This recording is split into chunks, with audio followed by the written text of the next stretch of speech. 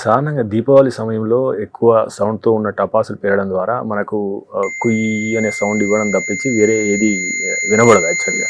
So, ఈ పరిస్థితి ఎందుకు తలెత్తుంది? ఇది నార్మలా? దానికేమైనా ప్రాథమిక చికిత్స చేయాల్సిన అవసరం ఉంటదా? ఇది రాకుండానే చూసుకోవాలి. వచ్చిన తర్వాత దానికి చికిత్స అంటూ లేదు. దీన్ని టీటీఎస్ అంటాము. టెంపరరీ థ్రెషోల్డ్ షిఫ్ట్ అంటాం.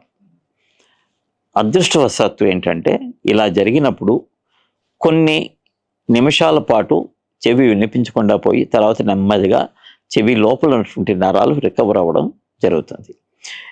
బాంబులు లాంటివి చెవికి దగ్గరగా పేలినప్పుడు చెవి లోపల ఉన్నటువంటి కర్ణబేరిలో రంధ్రం ఏర్పడడం కూడా మేము చూస్తూ ఉంటాము.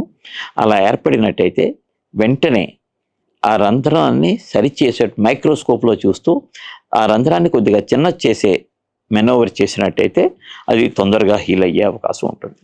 ఇలా జరిగిన సందర్భంలో ఎట్టి పరిస్థితుల్లోనూ చెవి లోపల ఎటువంటి మందు వాడకూడదు. చెవి లోపలికి నీరు వెళ్లకుండా చూసుకోవాలి. ఇలా చూసుకున్నట్టయితే ఇలా పడిన రంధ్రం 190% దానంతటా అదే నెమ్మదిగా 3 నెలల కాలంలో అది బాగైపోతుంది. కొత్త కర్ణబేరి పొర తయారైపోతుంది. అంటే కన్నబేరికి రంధ్రం పడ్డదని తెలుసుకోవడం ఎలా? కర్ణబేరికి రంధ్రం పడినప్పుడు వినికిడి తగ్గడం ఒకటి.